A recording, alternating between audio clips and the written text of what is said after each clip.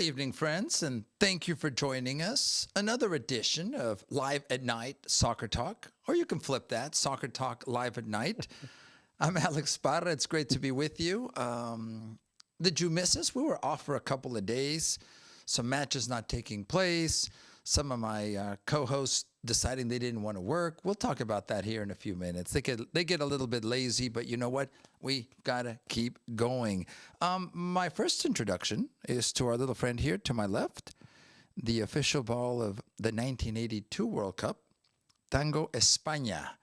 And you know why we're celebrating España, or maybe not celebrating España, depending on how you feel about today's semifinal. But there you go. That's the official ball of that year, the tango, the old school tango that was so popular back then. Models have changed, they've evolved, etc. So a lot to talk about. Thanks to all of you that are joining us via Deportes Nation X, Deportes Nation Facebook, and Deportes Nation, the YouTube channel. We're going to monitor the YouTube channel because apparently there's a chat there, and as long as we're on the air on time, we should be fine. A lot to talk about. Before we get going, why don't we say hola, good afternoon, to this group right here. There they are. Aren't they beautiful? At least two of us are very beautiful. And then one, well, he's working on it. That's all we can say. We go to the center square first, the one and only Don Enrique Vasquez. Enrique, good evening. How are you, sir? Happy, what is this, Monday, Tuesday, whatever it is. Happy Tuesday. Yeah, yes, happy. Sir. The good, the bad, and the ugly. You guys can assign whatever you want to. Which is which. Thanks for joining us. Missed you guys. I missed you guys. Yeah. Please. Yeah. That's nice. Enrique, did Victor pay you to say that, or? No, it comes from the heart. I don't know if I could buy a compliment from Enrique. Comes from the heart. You should hear the way he talks about you, Victor, but that's for another show. We'll talk about that later. No, Enrique Vasquez, it's always great to be with you. I really appreciate. I'm glad this all kind of came together without too much planning. Usually those are the best things, in my opinion. But Enrique, it's always an honor. We'll talk about something a little bit more serious here in just a few minutes. But Enrique Vasquez, the one and only Emmy Award-winning Enrique Vasquez, with us at this moment. Also, we say good evening to the one and only. No, not Professor tonight. He doesn't have the look today. He looks rested. Not way. An Emmy Award winner. Not a non-Emmy Award winner. Let's put it that way. He's also not an Oscar winner or a Grammy winner, as far as I know. But there he is, Victor Araiza. Victor, how are you this evening, afternoon, morning, depending on when someone's watching? Yeah, doing all right. Kind of coping here with the end of the World Cup drawing near, but it's not as bad as I thought it would be.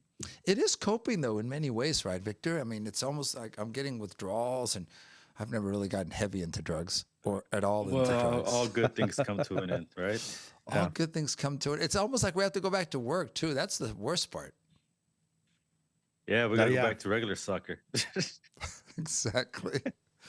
It's a little bit not, I don't want to say depressing, but man, for about a month there we were on a high. And you said this, Victor, very wise of you. You're going to miss it. It's enjoy it now because we're going to miss it, and we're definitely missing it. Before we get started and talk about today's semifinal, France versus Spain, the second semifinal that's coming up here tomorrow. Another, I think, potential classic with Argentina and England. Enrique, we wanted to talk a little bit about something that affects the Houston sports community.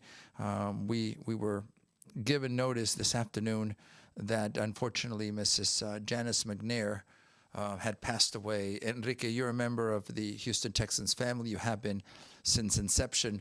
The McNair family, a huge part of our sports culture, and certainly not only with the ownership of the Houston Texans and members of the NFL, but really setting the standards. And Mrs. McNair, part of setting those standards for decades, really. Yeah, and of course, and there's special meaning with us talking about the World Cup, because if not for the McNairs, Bob McNair, and of course Janice McNair, as co-founders of the franchise, If the Texans aren't here, we don't have NRG Stadium, well, now Reliant Stadium, and obviously who knows what happens in the landscape here in Houston if that's the case. And we don't have the stadium, we don't have the World Cup. So certainly they had a hand in this happening this summer with the World Cup taking place here in Houston. But yes, as you mentioned, Mrs. McNair, I was out at minicamp and OTAs over the summer when they were going on, and she was out there a couple times. She's out there quite following the guys, and they were always take the time to come and say hello to Miss McNair. So she was always a fan, number one.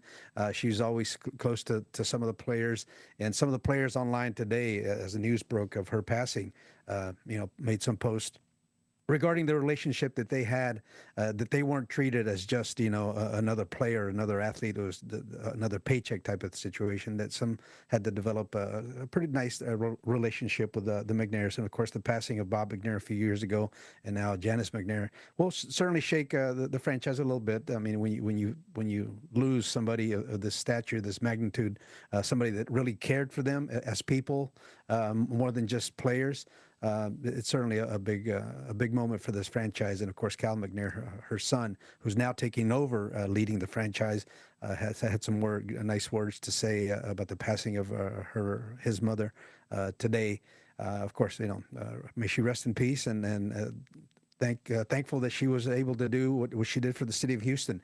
It impacted my life personally. I mean, I don't know what I'd be doing now if I wasn't working for the Texans as one of my main gigs.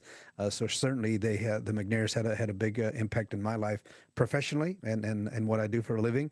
So thanks to her and the McNairs for what they've done for the city, and in the summer, the hand that they had in bringing us the World Cup. Of course, they'll be missed, or should be missed. She will be missed, and Enrique, and in the words that are public from the Texas chair and CEO Cal McNair referred to his mother, right, on an emotional basis, and to the sports culture, to the city of Houston, to Texas. Her and her husband Bob McNair were so much more. In taking those risks in many ways, and in getting behind a franchise. And Enrique, a lot of people don't know that, but the Houston didn't have an NFL franchise for many years. Once Bud Adams said, listen, I'm not getting what I want, I'm out of here, and he went on to Tennessee.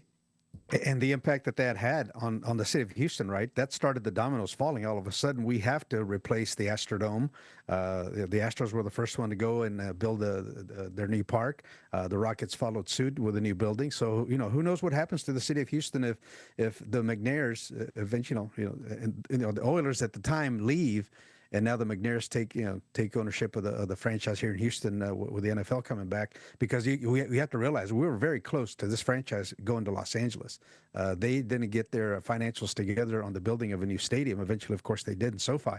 But if not for the McNairs picking Houston and settling here in Houston and bringing the NFL back, who knows what happens here.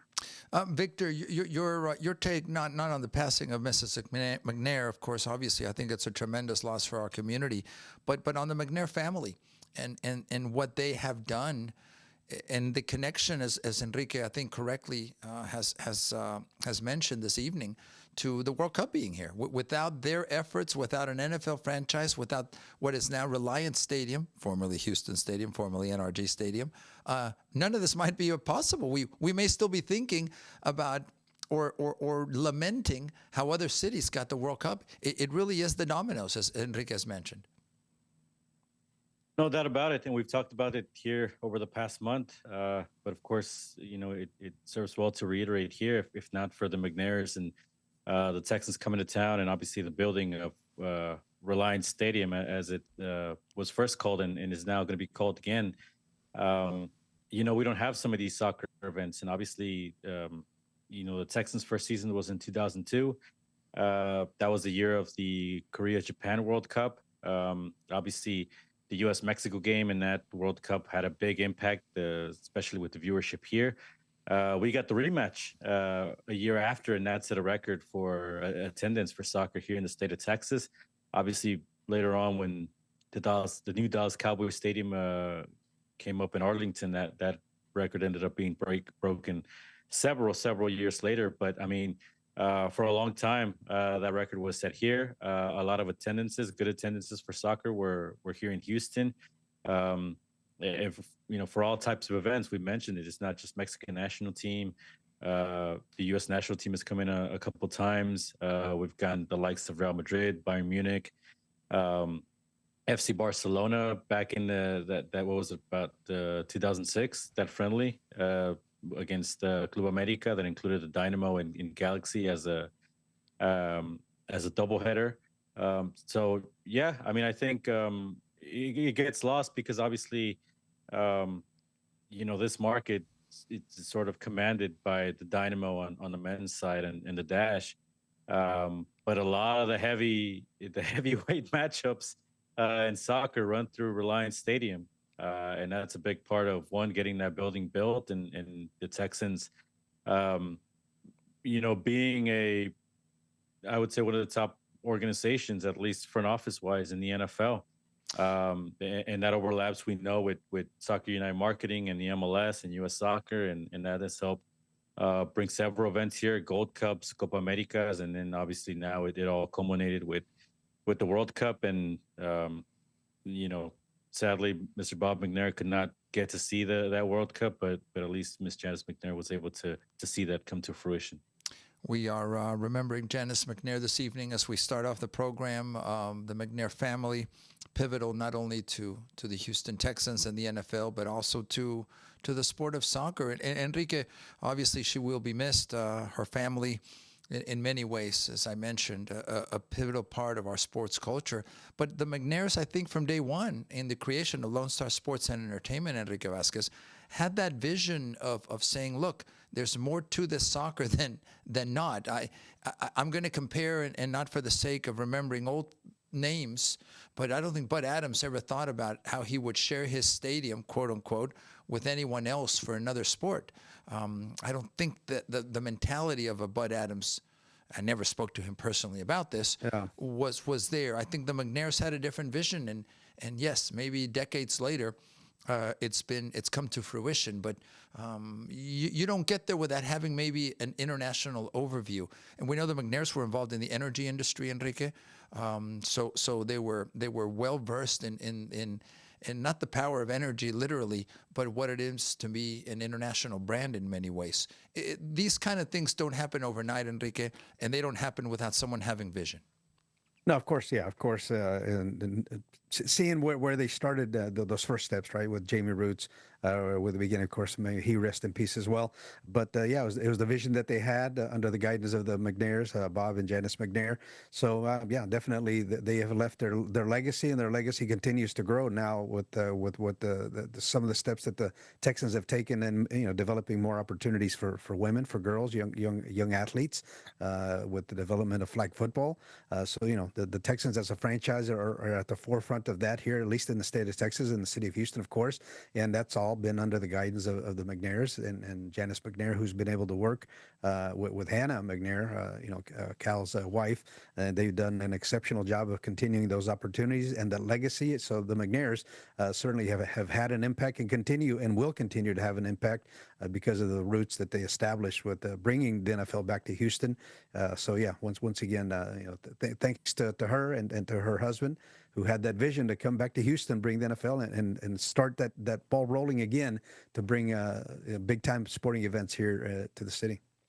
We mourn the passing of Janice McNair. We wish the best for the family, our thoughts and prayers, and may she rest in peace.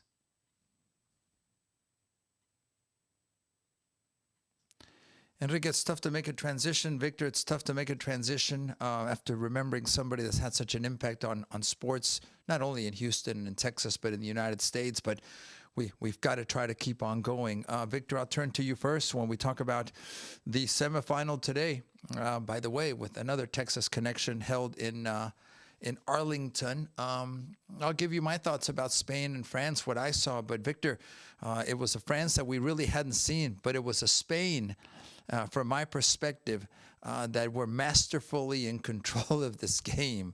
Not only did they do it in the midfield, to me, they overwhelmed what France had or didn't have tactically planned. It just seemed that they weren't ready in many ways. But to me, Spain came out. You can use all kinds of words, but they seemed better prepared. They seemed in control the entire time. And was this the letdown that happened so often with big teams? And look, Spain has quietly, maybe not so quietly now, gotten to a final. Your thoughts, sir, on this masterclass in many ways that we saw from Spain today? Well, yeah, I think that's exactly what it was. It was a master class. And listen, people might forget Spain has been doing things well for a very long time across several categories, not just the men's, obviously winning the World Cup in 2010, the women winning the Women's World Cup, obviously all the lower divisions. They've been at the forefront, I think, worldwide of player development. And while maybe they're not the champions, well, that may change here in a couple of days. But maybe they haven't been the champions, right? All the star power went to France, obviously winning it in 2018, Argentina winning it in 2022. And obviously this was maybe a different Spanish squad that people might have thought might be looking a little bit more to the future and weren't really sure what to make of it at this edition. I think just for being Spain, they were considered to be among the contenders, but obviously France was considered to be the odds-on favorite, the top contender. And Sure. And we talked about it certainly because of the game changers that they have, the firepower. But Spain, obviously a familiar opponent. They faced off. We talked about it in the recent Euros that Spain won. So I think they also had the confidence that they could, match man for man against the France, even if maybe Spain stars or maybe more rising stars on the world stage and maybe not as much hot commodities because of winning Champions Leagues or maybe having that success all the way in Europe yet. Obviously, Lamine Yamal and some of these other stars are still getting there, right? I mean, they're still not fully matured, which is obviously a compliment to them to where they are currently in their careers. And even Lamine, hasn't really maybe hit his best point like he did in the Euro, right? I think more people were expecting to see him on the score sheet. But you saw the efforts today. I mean, they neutralized Mbappe, Dembele. Maybe they were just it was an off day for them as well. Maybe they just were surprised, didn't expect it. But you know what? Spain held firm for the entirety of the match. And I don't think anybody that watched this game, I don't think it's a surprise that Spain is in the final. I think it was also partly let down that France were just, heavily neutralized and were a shell of the France we've seen in this tournament, which can happen. But I don't think anybody was expecting that it would happen at this stage after all the trials and tribulations that they've gone through each stage. Enrique, we know how important the midfield is, and Rodri to me today was shining. He wasn't the only one. Olmo was shining. You mentioned the youngster. He's only 18 years of age. Can you believe it? Incredible that they're at that level. But it was the entire team defensively. What's my Cucurella? I like the hair, but he not the biggest man, but man, his drive, his movement, his transition. Enrique, of course, you've got to have a game like this to defeat a France, but they certainly did it. They put it all together today. And that's kind of like the beautiful game of it, right? Today, the first goal is a PK. Well, it happens. That's a game situation, not so much of their creation, but how they were able to build on that second goal, and just really when you watch them play with such peaceful movement, knocking the ball around as if this was a training session in midsummer, out at the park, inside their 18. Against Mbappe, who's circling around, just looking for a mistake, and they just knock it around, build it around, and all of a sudden they find themselves inside the 18, and scoring such a beautiful. I wanted to go back and count them, but I didn't. I figured it was at least about 20 touches. It's one of those videos that you watch on YouTube, right? Of Barcelona or somebody. They'll get the ball, they'll knock it around, and just work their way up. Death by 1,000 passes, like everybody talks about. Yeah. We talk about a system, man. That wasn't such a beautiful buildup from the back. And you mentioned there's no real superstars, and a real superstar didn't really have a moment. But everybody having that composure, that that calmness of how they play and they knock the ball around. That was what's impressive about it. And it just seemed like they just lulled France into just a mindset that, what are we doing, guys? They couldn't find really no clear chances at any point. Did you think France is going to get back into this? I just didn't get any sense throughout the match that France was going to get in, and obviously they have the talent to do that, and the magical players that can have those moments, and they never really even bothered Spain today. That was so impressive how they just handled them completely, just handled them for 90 minutes. They did. And by the way, thanks to our Katie Umanya, who was in Arlington, and this is part of her work. She's been amazing throughout the entire run of the tournament, but we were able to present you some of these images to give you a glimpse at what today, for many, a surprise, because as Victor mentioned, the odds-on favorites, I should say, were the team from France. What happens now, Victor, to Deschamps? Is this the end of his run? Is this the end of this cycle for France? And even, I mean, Holland and Norway were welcomed as heroes back in their home country. There's no shame in getting to the semifinal, is there, Victor? There's still a lot to be proud of. Of course, a team like France had in their sights a world championship. If you're Norway and you had a bid to the World Cup in several years, and this was the project that you turned in this year, where they got they eliminated Brazil, they got to the quarterfinals. I mean, that's a different situation, and a France that's expected to win it all, and that has the talent in surplus to win it all. So I think for that reason, you would think it's probably time's up for Deschamps, who has already led him to a title. But I mean, again, I think it's probably run its course. After the previous one, I mean, you could say you got to the final, you lost on penalties, but I think here it's evident now that whether you call it passing of the torch or just getting bested by Spain, Spain having their number, whatever. I mean, I think again, having the stars that they have, France is probably just going to go in a different direction, and that's going to be interesting to see who they go after. But I mean, that's the other side of this matchup, that Luis de la Fuente just, I mean, masterful job. The way he set up this game, the way he's led this team, and the way he's won with the national team through several levels, from some of the lower divisions, a silver medal in the Olympics. I was just looking I think, the U19s, if I'm not mistaken, the U21s, obviously this senior team with the European Championship, and now a couple, Nations League, but now here having them at the door of the World Cup. And obviously if he wins it, he's going to be etched in history in Spain, which is a remarkable job for maybe a coach that doesn't steal a lot of flair, right? And just looks like an old school manager, and has everything, all the bases covered with a talented squad like Spain. That's the other thing. This isn't just grit. It wasn't like, it was just Spain defending. I mean, they have some talented players. Yeah. They know how to use each player to their abilities. And listen, they don't have to depend on Lamine Yamal being the star of the team. And obviously he has many more years ahead of himself.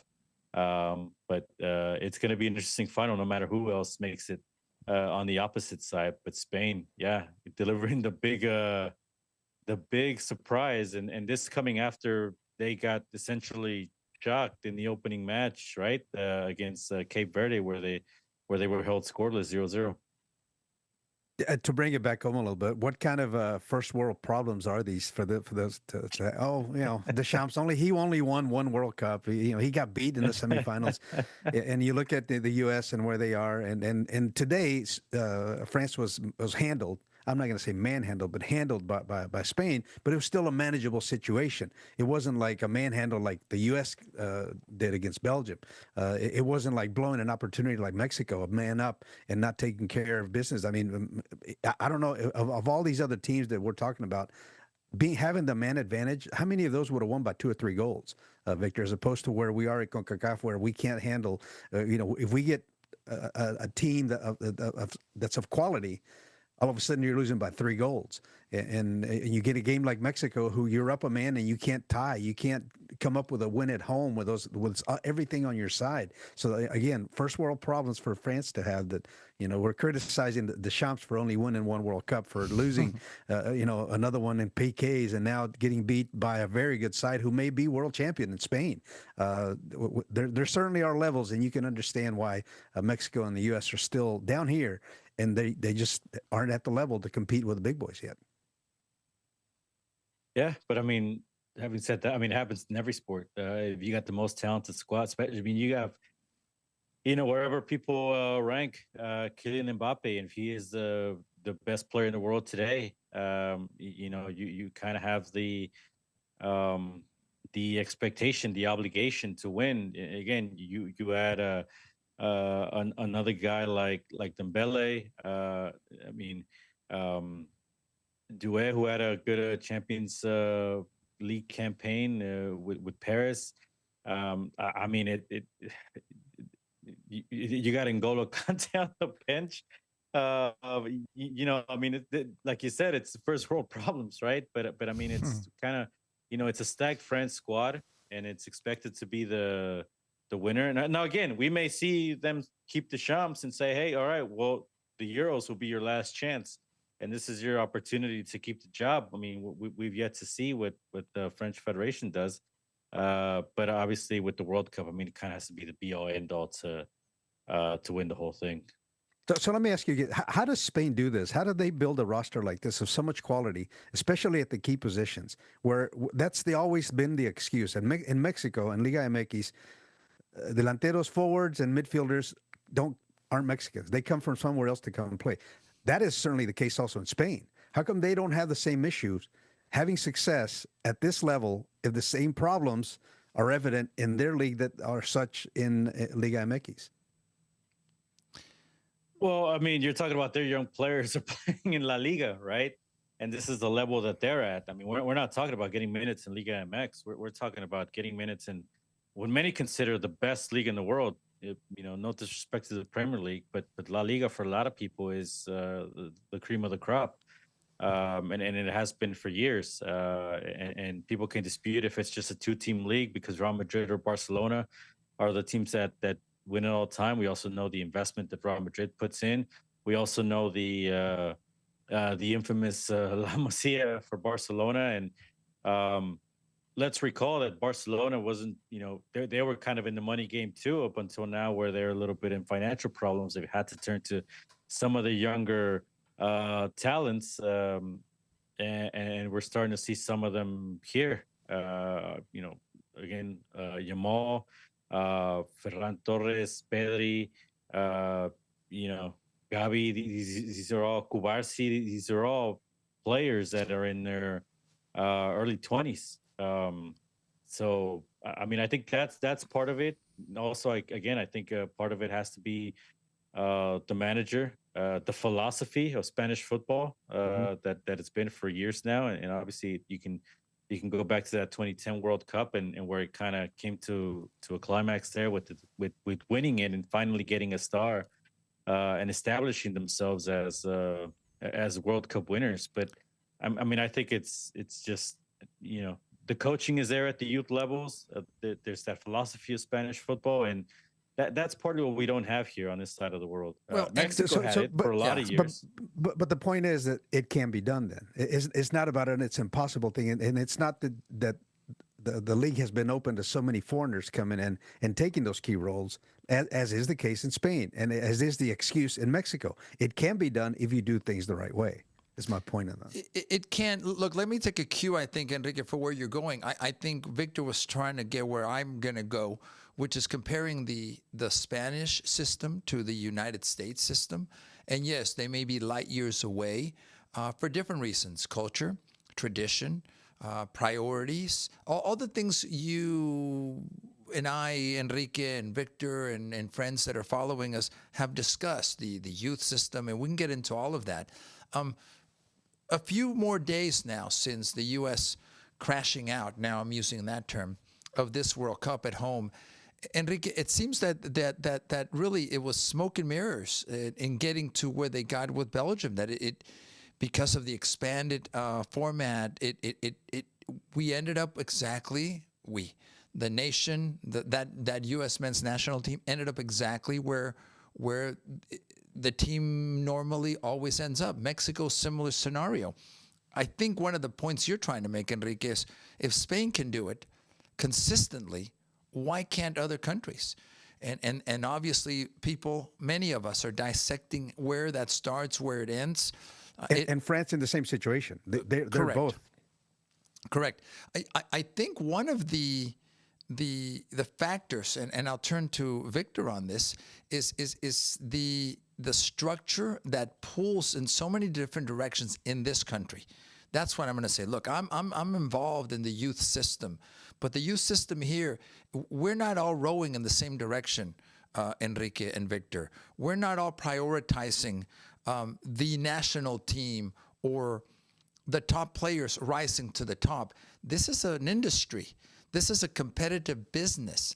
And because of that, here in this country, I'll just say it, there are a myriad of ways, 1,000 ways that if someone wants to do this, we don't all row. We don't have the leadership to row in the same direction at all because there's so many different interests. So I think that's one factor, Victor, in why others are more successful, as in Spain. And I don't pretend to know the details of the Spanish system. I don't live there. I haven't grown up there. But Enrique, when you keep producing players consistently, and it's not just a one-off, and it's not just because you went and found someone's citizenship from 4 generations ago to bring them in. It speaks about the system. The system's working. Yeah. I think that's one of the points you were trying to make, sir. But we'll put Victor on the spot. Victor, how does the United States now get to that point? Things have to change, right? Well, again, and maybe the league's not at the level of La Liga, but I think part of it is going through some of these professional team ranks and getting the opportunity to play first team minutes. And then obviously that would get them to the ability to jump to maybe some of the top leagues in the world. And that's not a knock on MLS or Liga MX. That's just, that's where the elite play, right? And it shouldn't be looked down on. And listen, and maybe it's not for everybody. There could be players that could reach an elite level here, but obviously we know it takes a lot of dedication and self-discipline. But I mean, if you look through some of the U.S. squad, I mean, we have a few of the FC Dallas guys that we can point to and say, well, they got their start in MLS, but maybe Sebastian Berhalter, if we want to include him there. But I mean, we know that part of it is he's the son of a former professional player that just like the same probably goes for Gio Reyna, and obviously he was born abroad, so he was able to get a different player development path than in the United States. Pulisic obviously got to go over at 16 because he had a European passport. Weston McKennie didn't get to go as young, but as soon as he turned 18, he went over to Germany. These aren't what I'm talking about here. This isn't coming up through MLS and going up to getting first team minutes. Matt Turner, kind of college system, but basically had a last gasp attempt, right?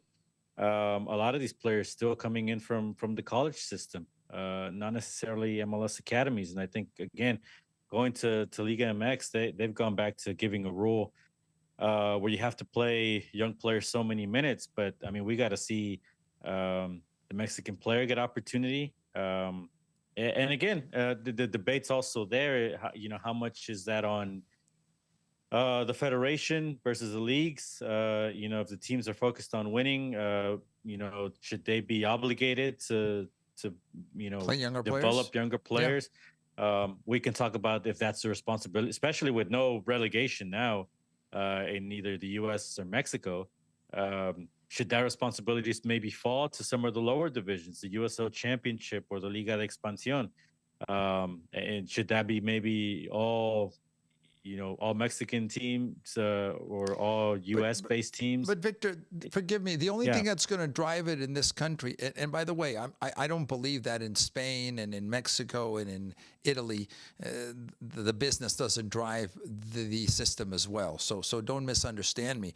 The only thing that's going to drive it here is the business, that players are sold and that there's money involved, because you can't sustain a franchise. You mentioned the USL.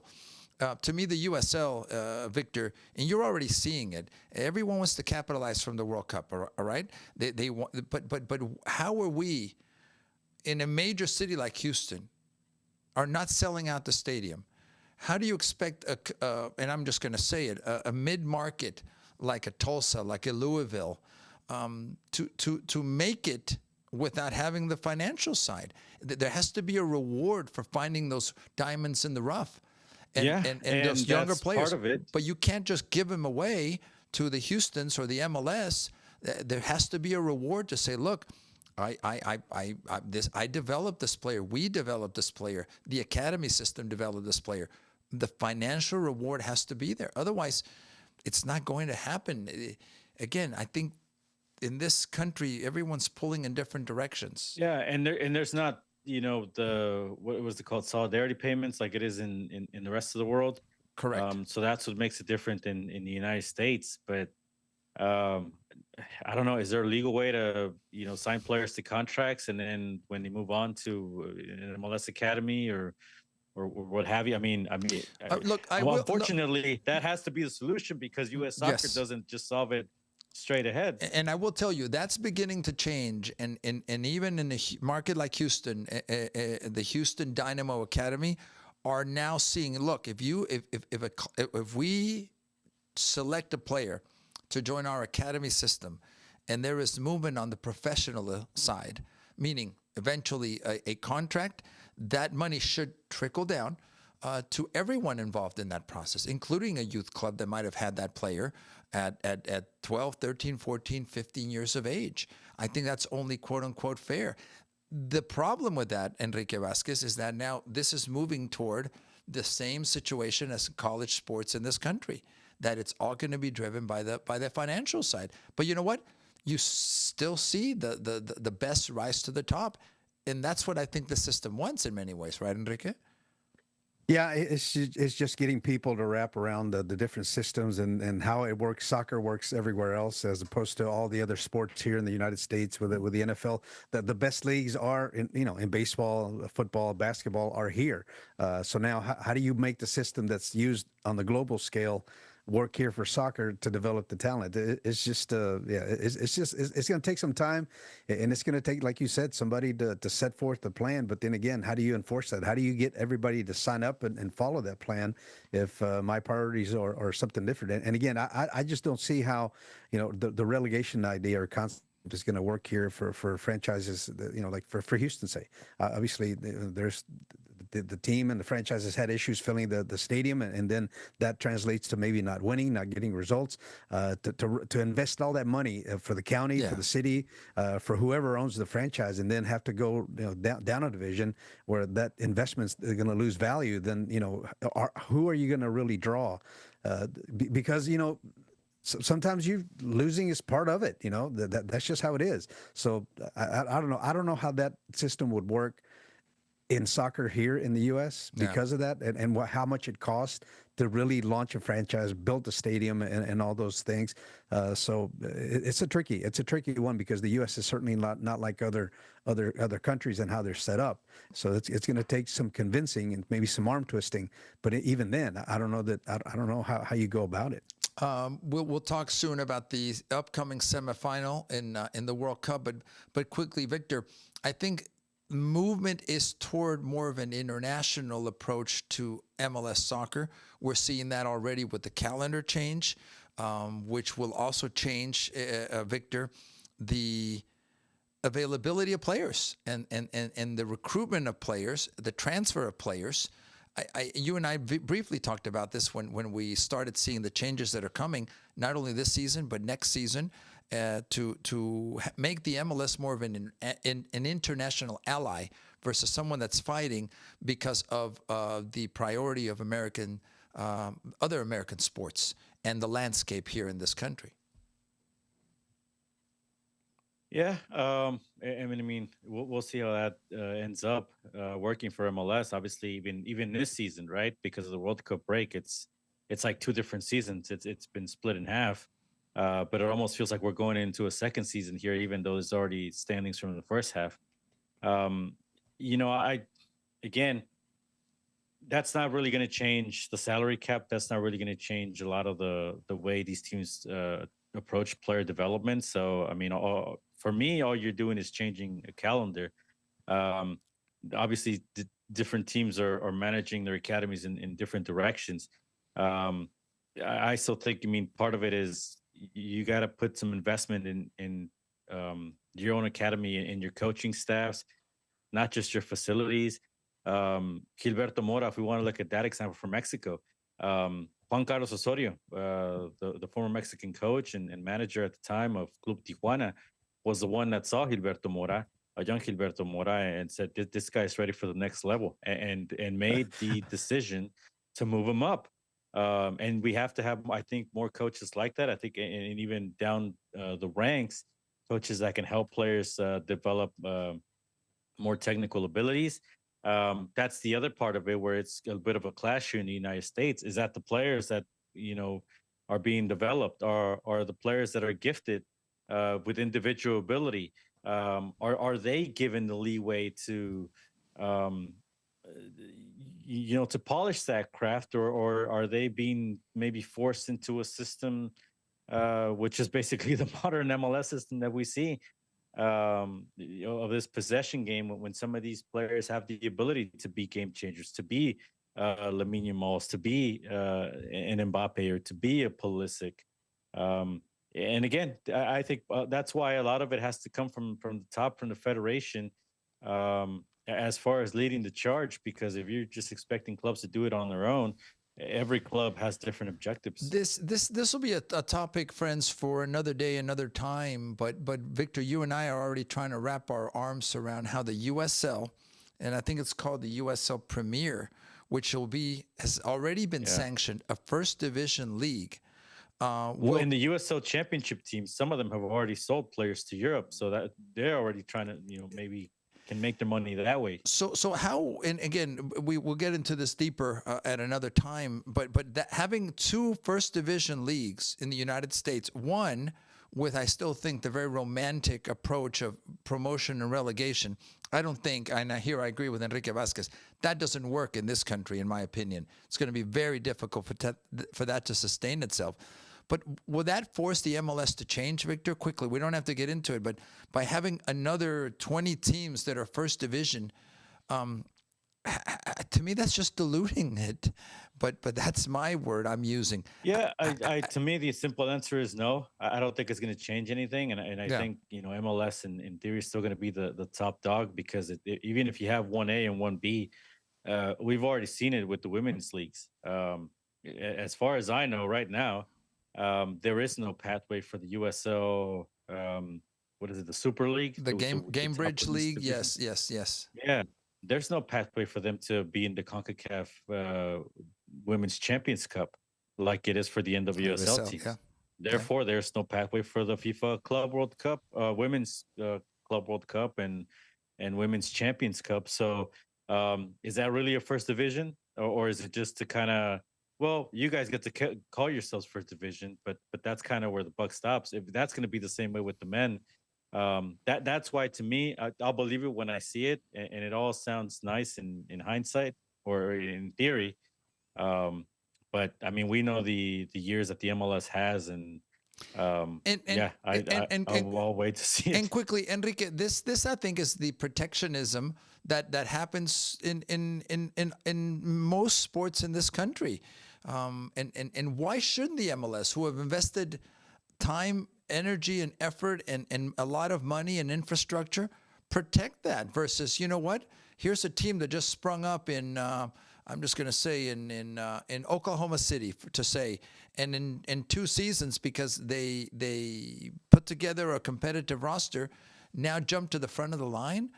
That's the way to look at it. In another way, yes, I believe in competition. I believe in a free market, but there's got to be some protection.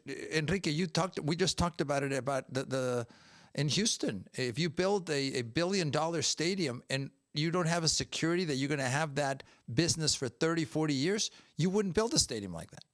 No, you wouldn't. And then you go back to, a way long time ago, like when the NFL had already established their roots as a professional franchise, and here comes the AFL, right? And then they quickly saw that, that league can't compete with us, and they eventually merged, and then now we have the NFL, and that's how Houston, of course, got into pro football with the Oilers being an AFL team. But it took the vision, and again, you go back to something that you mentioned earlier, Alex. You need somebody at the national level to unite make a plan and let's stick to it, and that together we're gonna make this work, as opposed to starting a second first division league that all of a sudden is going to try to compete with MLS, but not really. And really all we're doing is just spinning our wheels in stadiums that are 1,000 people maybe. Is that really growing the sport, or are we just playing soccer and calling ourselves something big and competing for this plastic trophy that ultimately isn't going to mean anything? And Enrique, I agree with everything you just said. So mark that down, friends. We rarely agree on everything.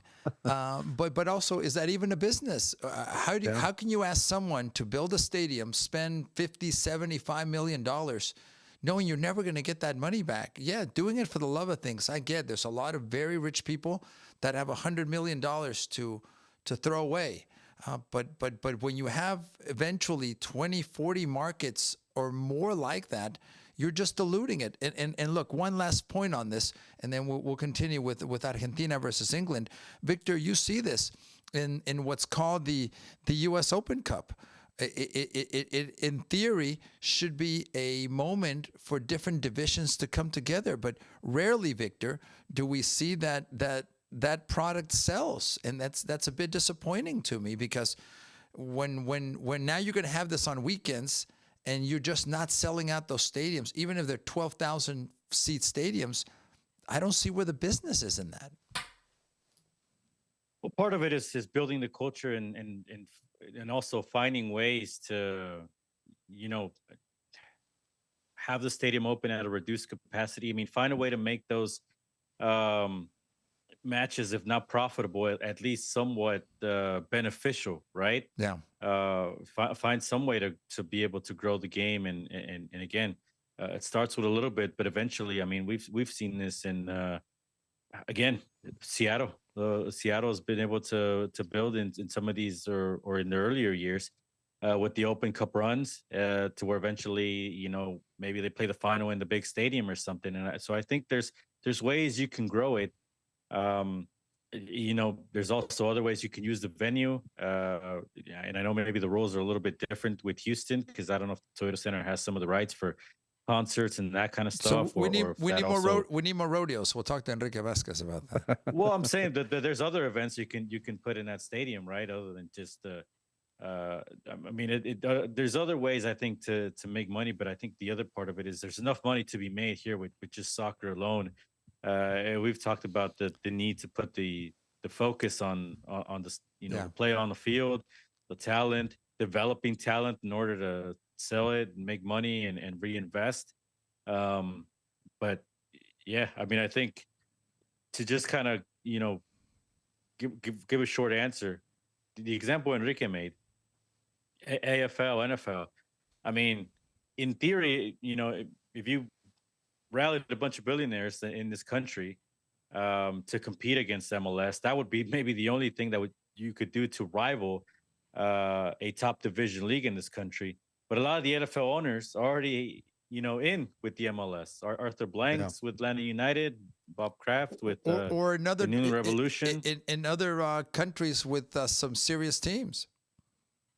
Yeah, so I mean, but I'm saying in this country, I mean, you already got some of the heads of the Hunts with FC Dallas, Kroenke. So I mean, even if in name only, but you've already got some of those partnerships, potential owners that you would have for a rival league.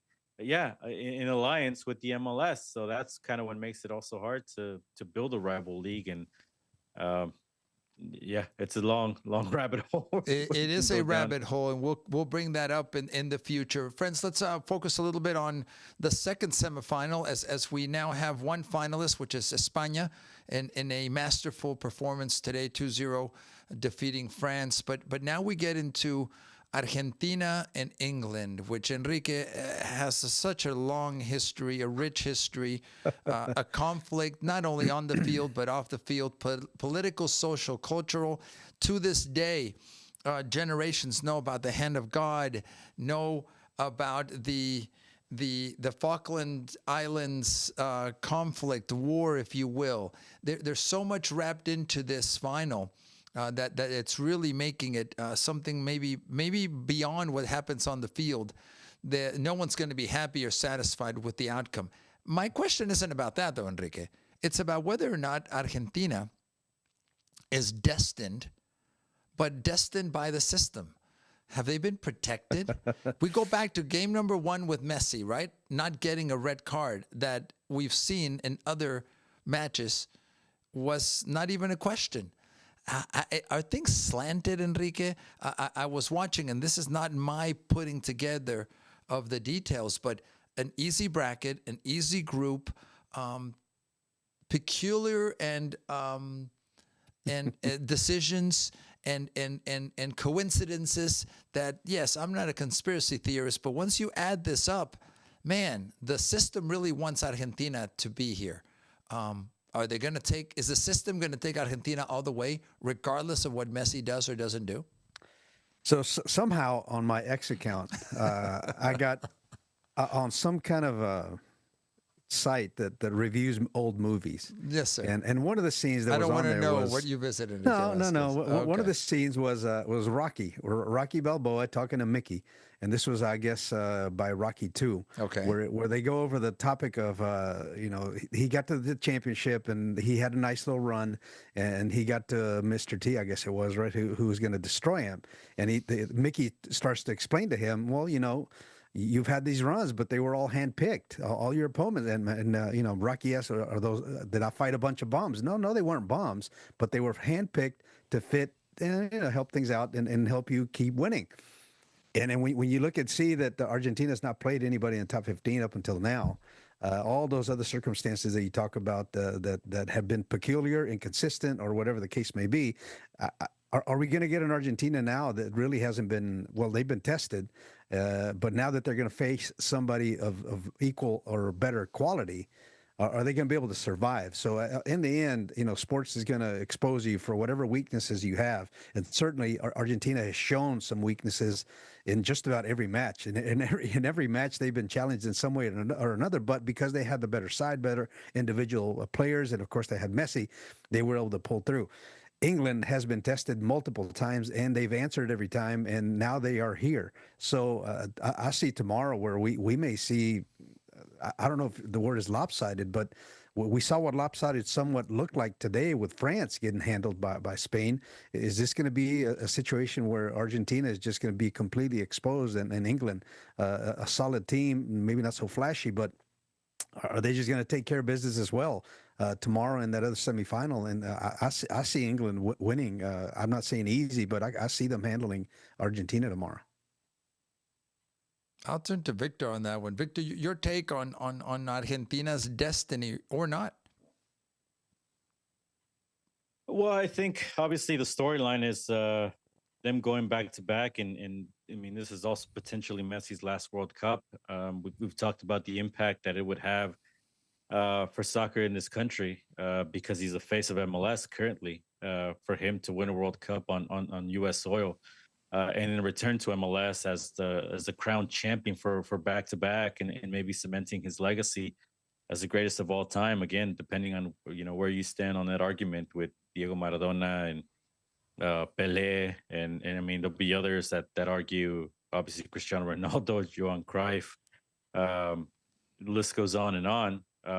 So, I think it's kind of the obvious storyline here because again they're defending champions. But look, can you put up the bracket again? I agree with that red card in that first game. I mean, we can talk about that, but obviously at some point, how much responsibility did you put on Egypt for crumbling? Granted, uh, not a call maybe you expect. People can criticize, but I mean, it's still within the laws of the game. The way they overturned that goal, they were still in the lead. They still allowed Argentina to come back and make a comeback and win that game. Um, Again, um, other than the group, instead of Cape Verde, we were expecting either Spain or Uruguay to be in that position. It ended up being Cabo Verde because they're the ones that came out second out of that group. Egypt could have been Belgium. Obviously, we know how that group went, and maybe how Belgium underperformed up until the latter stages of the tournament.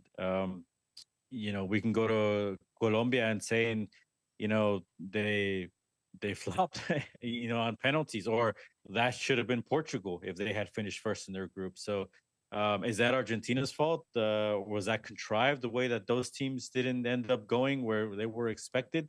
And England, I mean, uh, obviously the group they had wasn't the easiest, and maybe that's why they get a little bit of a pass. But um, yeah, we put in too much stock into them, you know, getting frustrated with the Democratic Republic of Congo, and maybe not putting them away, uh, a little easier. Uh, it's the same that happened. Yeah, it's Mexico at the Azteca, but we talked about the talent that they had, and I mean, even with 10 men, they were able to win that game. Uh, Obviously, the controversy here against Norway is that goal that maybe shouldn't have been allowed, that hit Yeah. the wire for the camera, and maybe that's why people aren't putting in as much stock. But they're talented as well. I mean, I think it's going to be a phenomenal match tomorrow. I think people are looking for.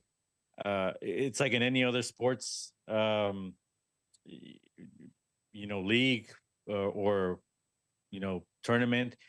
The top dog. You almost Argentina, Messi missing the World Cup. I think people wanted to see it because it hadn't happened. He'd gotten denied for so long. After it happened, now they're fine with. Now they want to see the top dog fall, right? Similar in a way that maybe France kind of went down as well. So Sure. I But think there's a lot of that. Victor, I'm going to interrupt you, Yeah. but do you feel there's any manipulation? And by the way, you have given us an amazing dissertation of that path, right? And the different variables that to me show that nobody can control every little factor in this. Right. But when it comes to those key moments, do you think there's a wink to say, look, guys, we really, and guys, I mean the FIFA establishment, to say, you know what, let's push this along because it benefits a lot of us to have Argentina there versus somebody else. Is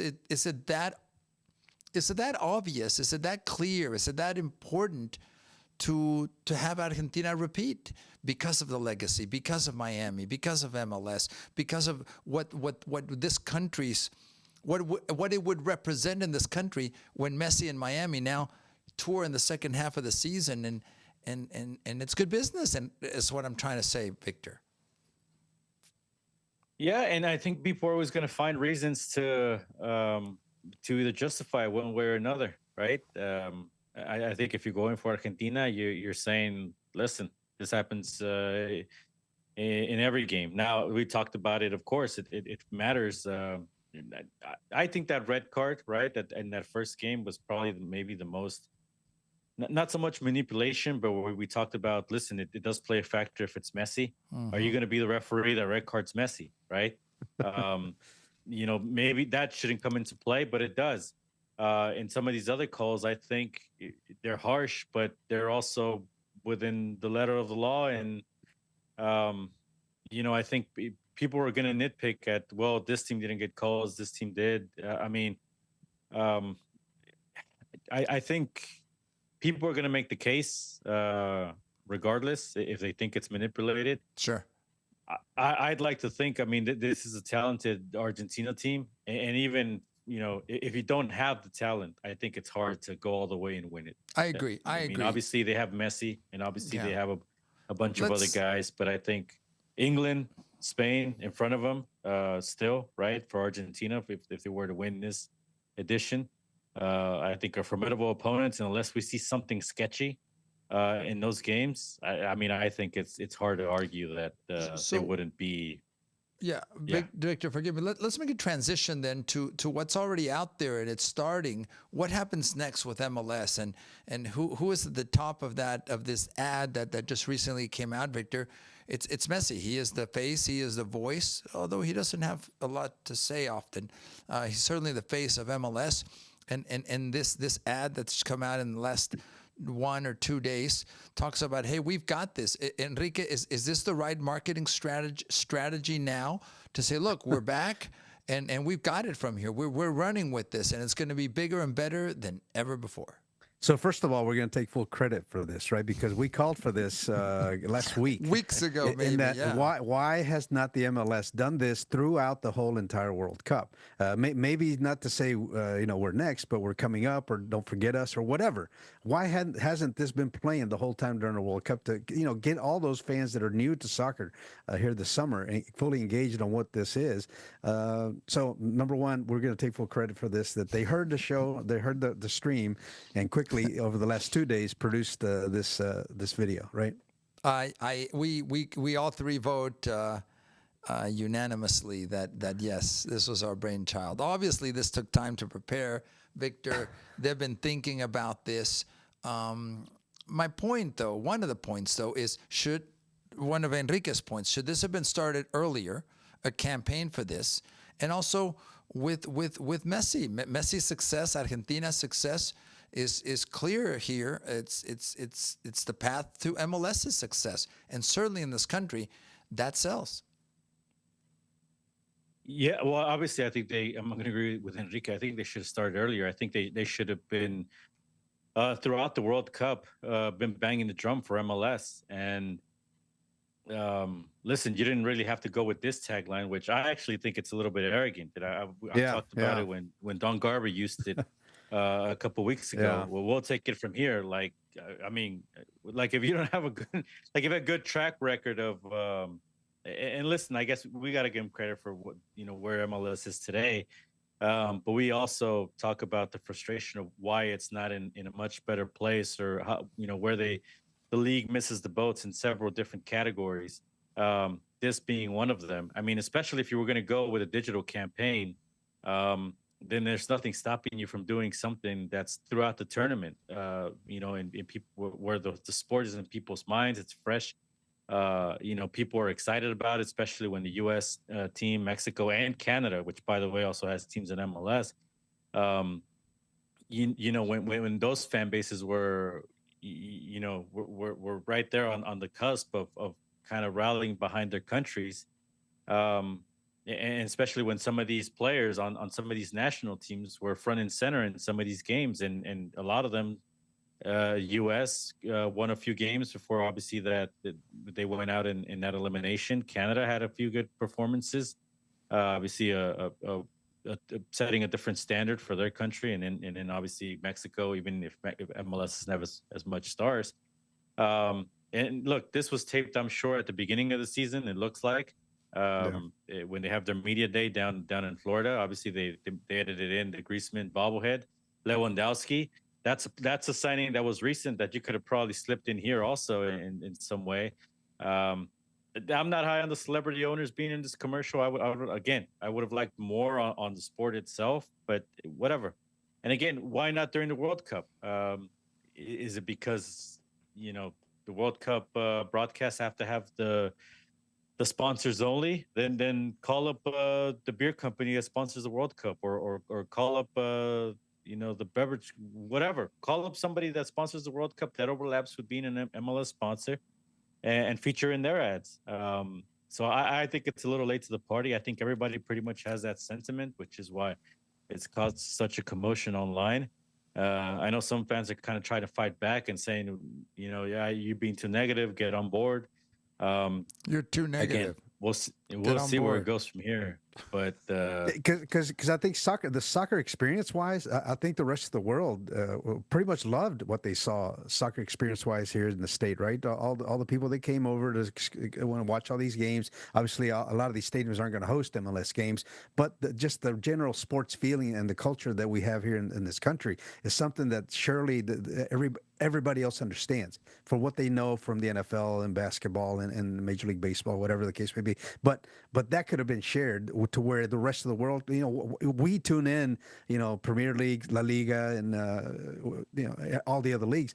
So why not start that inkling around the world as well? Hey, look, there's the MLS. There's something there. There's some substance that we can latch on to build on. So again, So- they should have done this from the beginning. So, gentlemen, let's think about this. What I've seen is a turn now. And once the United States lost, the casual fan, led by all these influencers. By the way, I have no idea who these influencers are, who have all this access, who have all these opinions. And I think this is the danger of a non-soccer influencer turning now on the sport. The casual fan listens and watches these influencers, Speedy Gonzalez or whatever the guy's name is. Someone's gonna get mad at me about that reference. I know they are. And there's some what is this gentleman's name? Enrique, help me. Barstool sports guy. Anyway, casual fan. They don't know about soccer. At least they're talking about it. But it's fodder now for tearing the sport down. I'm seeing a lot of they failed. They failed. These are not real Americans. We've heard that kind of underlying current to all of this. This isn't about our country. Our country are successful. We go all the way or nothing. So tear it down. And then I'm sorry, I'm going to use this term. I think the less educated people immediately turn to, well, it's all because of pay to play, and they don't know what they're talking about, including some former players who are talking about pay to play as if, first of all, they don't have the facts straight, number one. And number two, there are no alternatives. And Victor, you and I talked about this. Unless MLS teams are taking money up front from players for them to get first team minutes, if that's why they mean pay to play, and by all means, you would have the insight on this over any of us. But yeah, I think what you're saying, I mean, it's all on the surface. Nobody's really going in depth. Nobody's giving any solutions. It's just complaining for the sake of complaining, but we're not really driving the conversation. Hold on. Yes, that. It's complaining for the sake of complaining, but it's to put soccer back to where it was, meaning a marginal sport, a foreigner sport, and certainly doesn't touch American football. It doesn't touch baseball. It doesn't touch basketball. That's what I sense is happening here. I think the only solution would have been win the World Cup, and then maybe that changes. So back to the pieces falling together. I think a lot of people say, yes, this is great. We love soccer. We love the diversity of it. We live that in Houston, Enrique. We live that in Houston, Victor. But there's other markets that don't. And this was just a passing summer for them. And they're counting down the clock, and they're going to forget about it. That's not what we want for the sport. That's not going to sustain two first division professional, two first division professional leagues. It's not going to sustain that. So you've got to still balance this. I guess, Enrique, my point is this: are we going to end up back exactly where we were, regardless of the euphoria of the last 34 days, 35 days? Yeah. Well, I mean, obviously the big-time soccer fans are always going to be there, but then they expect big-time soccer on the field, and MLS just isn't quite there yet. So unfortunately, in the grand scheme of things, if you were to take all the U.S. sports fans that tuned in this summer and said, they're going to end up saying, oh yeah, that was cute, that was a nice little month, something to fill in the summer. But now we're going to turn our attention to, the post All-Star baseball, classic. That was tonight, All-Star game. So now the races are going to start to heat up. Everybody turns back to baseball. And then, of course, in less than a month, in 2 weeks, training camp starts for NFL football and in college football. And then we start that cycle again. So is it going to be out of sight, out of mind? And then again, just goes back to the same thing. The attention of the sports world and the attention of the sports fan in the U.S. was there for a month. And I think MLS missed it to engage everybody. Is it better than nothing, Victor? At least was it an attempt? And look, I still am optimistic. I see some signs, and you guys know I'm going to go back to the money. If we sell it, I think it can be successful. What Victor, you were suggesting, go back to some of these World Cup sponsors and now strike deals to continue this wave. Oh, it's too late now. I mean, the World Cup's almost over. Sure, it's too late now. I agree with that. But I'm saying for during the World Cup. Correct.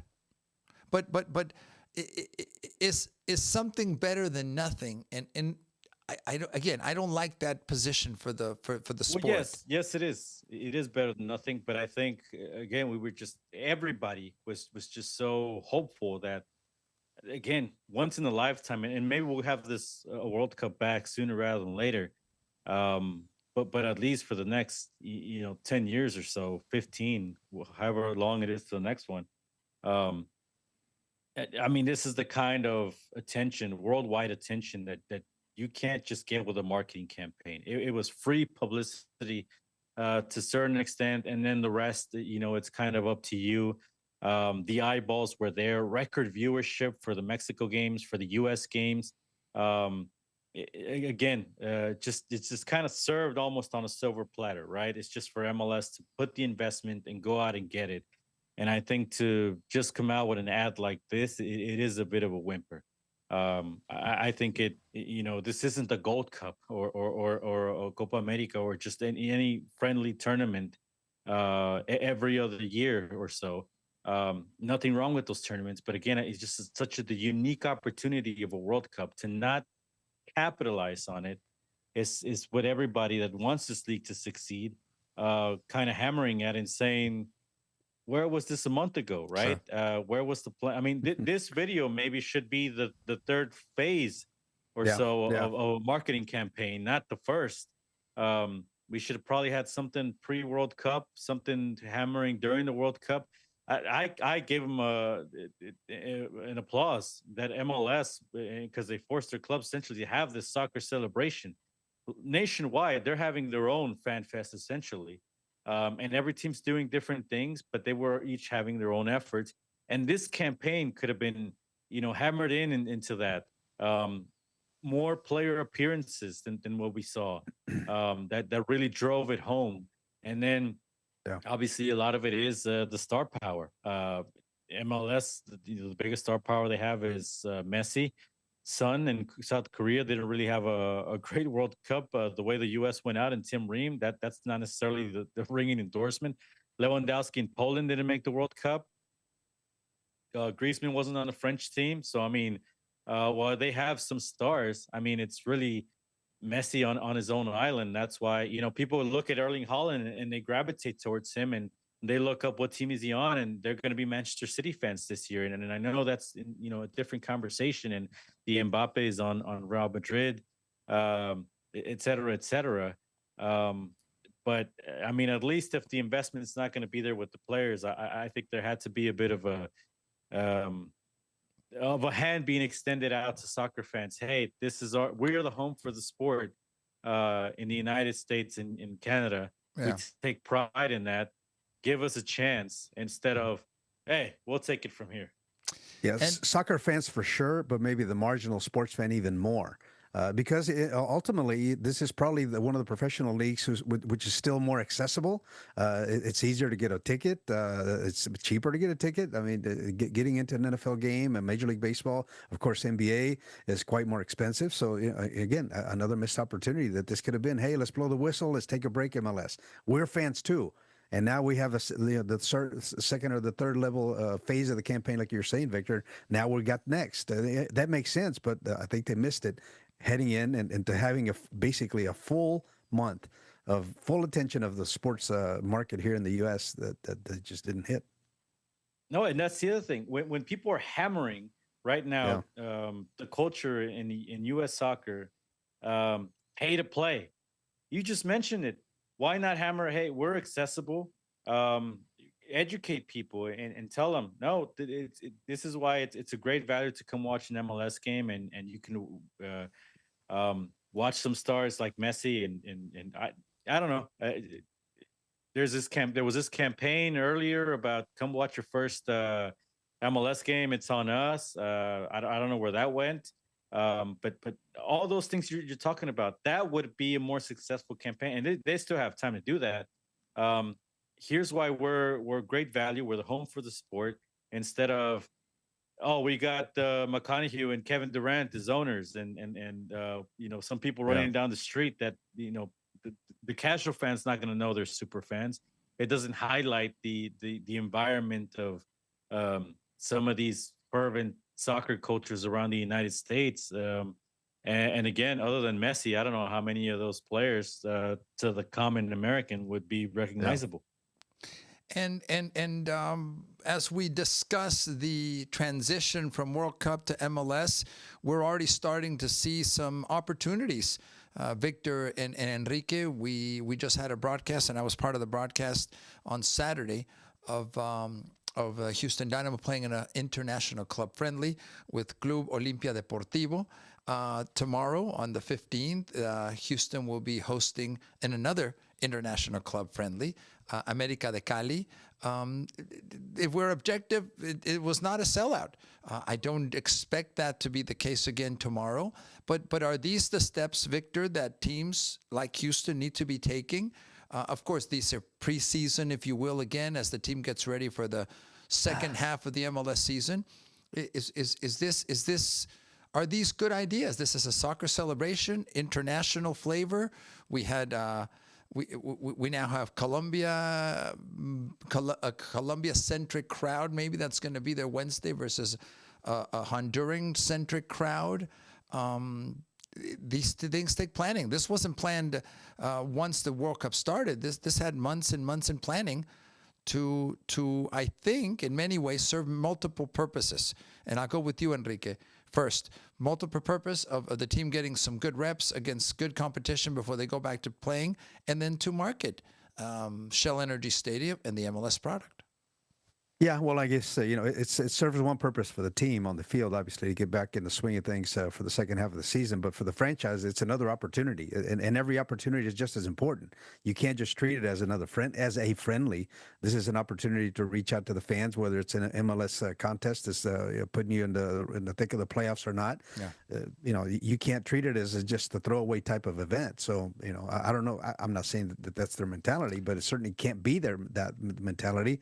This is an opportunity to reach out to the fans, and it has to be a number one experience no matter what. And has it been? Are they doing the things to make this seem like it's got to seem like the Texans, as they present their games, they don't say it's only a preseason game. It's a game just as important as every other one. So how is that energy matched by the franchise and how they push it? I don't know.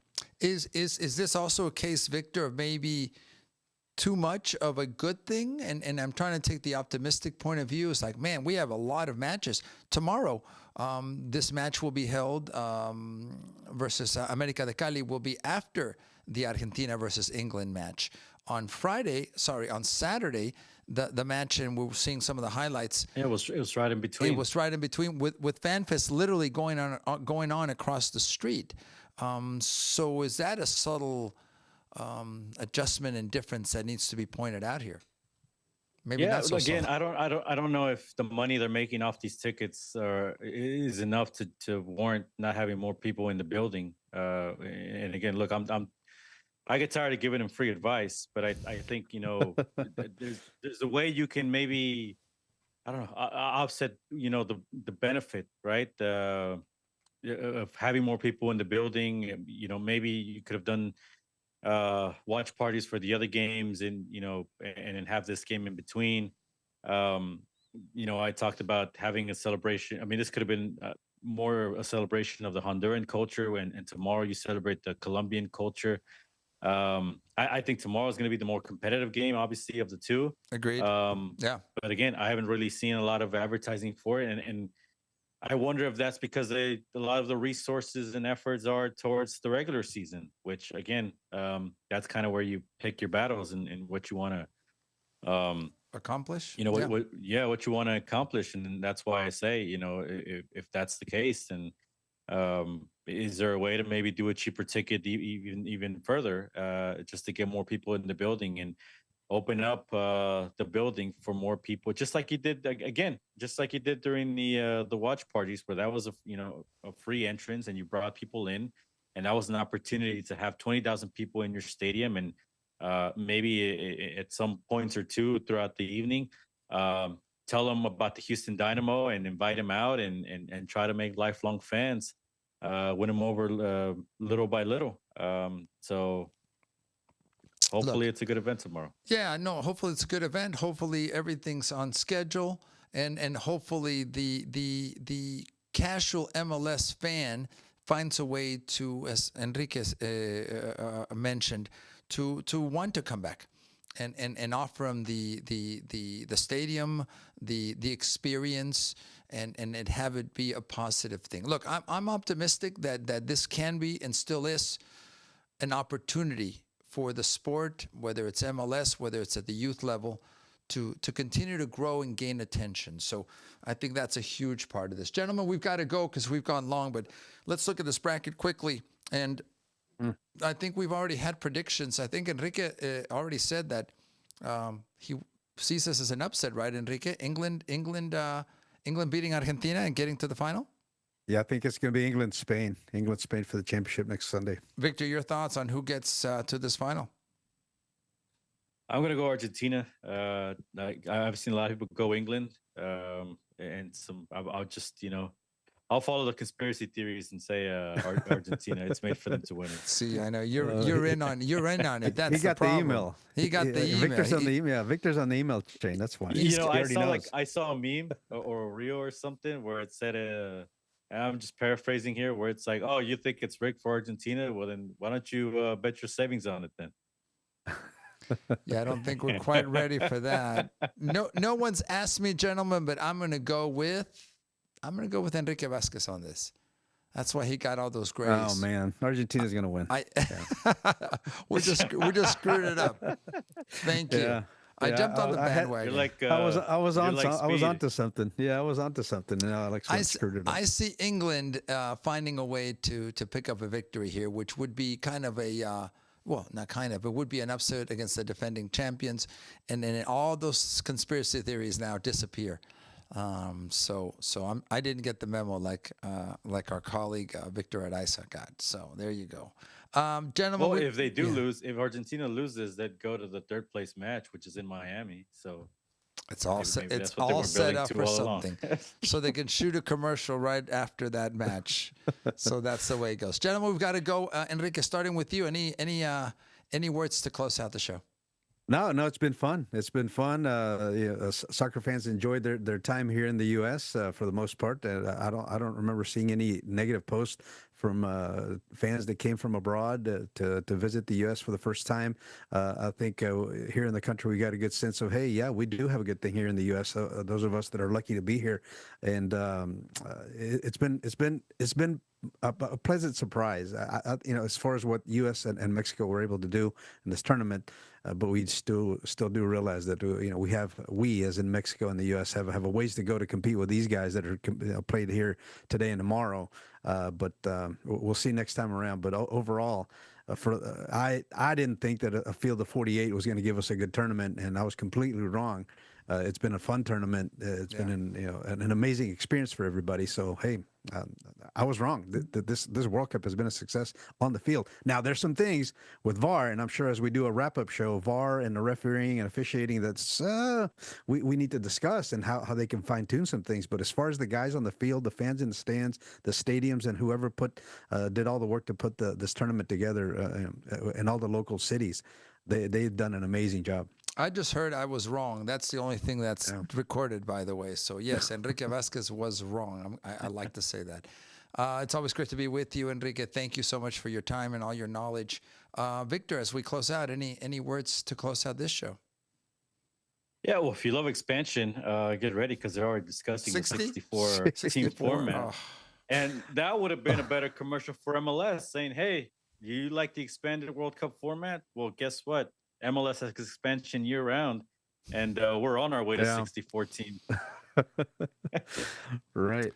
That's a way. Victor, thank you for your time, sir. Also invaluable in your knowledge, and we really appreciate you joining us. And friends, at the end of the day, We appreciate all of you that take the time to be with us. Thanks to our production staff. On behalf of Victor, of Enrique, I'm Alex Parra.